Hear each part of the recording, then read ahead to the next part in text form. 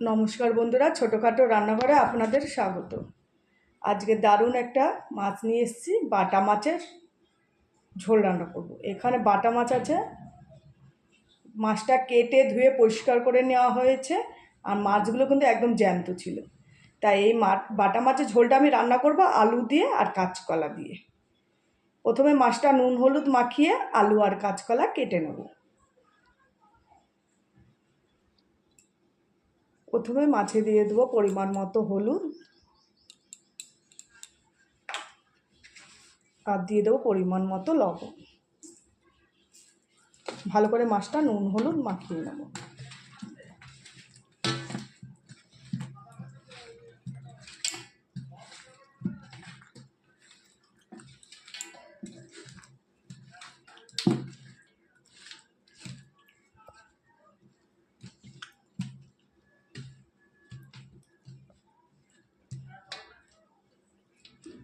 ভালো করে মাছ আমি নুন হলুদ মাখিয়ে নিয়েছি।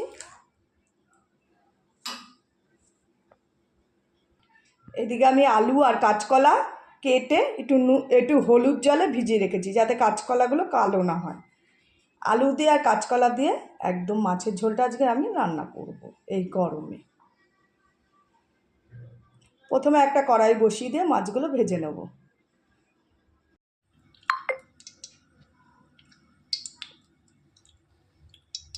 কড়াই ভালো মতো গরম হয়ে গেছে, আমি সর্ষের তেল দিয়ে দিয়েছি। তেলটা ভালো করে গরম হয়ে গেলে এক এক করে মাছগুলো ভেজে নেব।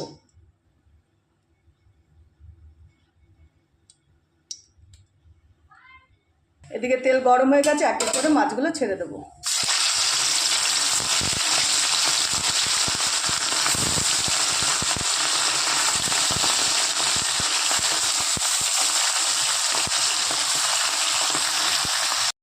এদিকে মাছ ভাজা আমার হয়ে গেছে, তুলে নেবো মাছগুলো।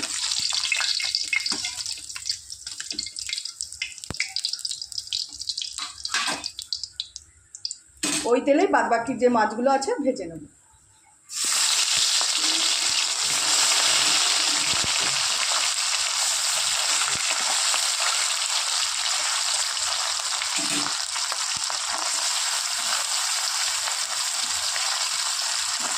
মাছ ভাজা হতে হতে মাছের মশলাটা আমি করে নেব।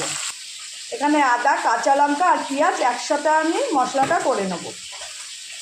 বাদবাকি মাছগুলো আমার ভাজা হয়ে গেছে, এবার তুলে নেব।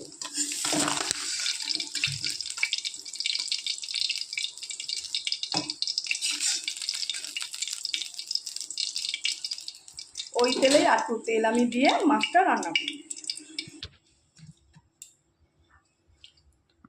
আর একটু সরষের তেল দিয়ে দিলাম মাছ রান্না করার জন্য।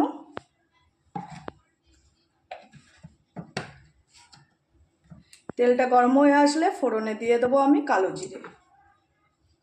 তেল গরম হয়ে গেছে, কালো জিরে দিয়ে দেবো। এবার ফোড়নে যে কেটে রাখা আলু আর কাঁচকলা দিয়ে দেবো।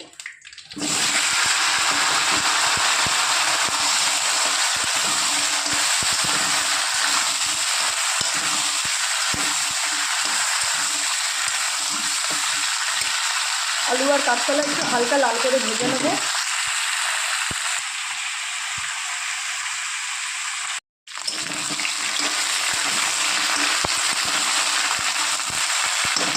হালকা লাল করে ভেজে নেওয়ার পর দিয়ে দেবো হলুদের গুঁড়ো পরিমাণ মতো, আর দিয়ে দেবো পরিমাণ মতো লবণ।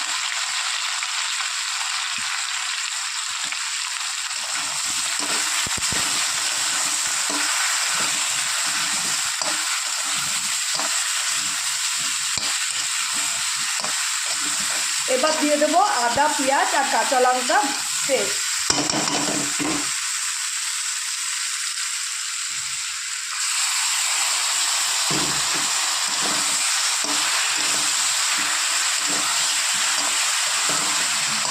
ভালো করে মশলাটা কষিয়ে নেবো, যতক্ষণ কাঁচা গন্ধটা না যায় ততক্ষণ কষিয়ে নেবো।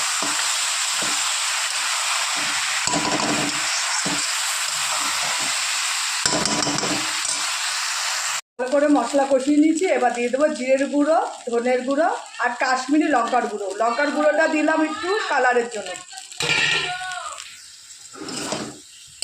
সমস্ত মশলা দিয়ে ভালো করে একটু কষিয়ে নেব।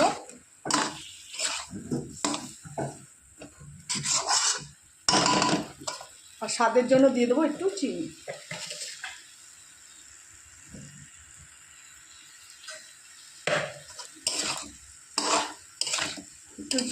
একটু চিনি দিয়ে দিলে নুন মিষ্টির ব্যালেন্সটা সুন্দর হয়, খেতেও সুস্বাদু লাগে।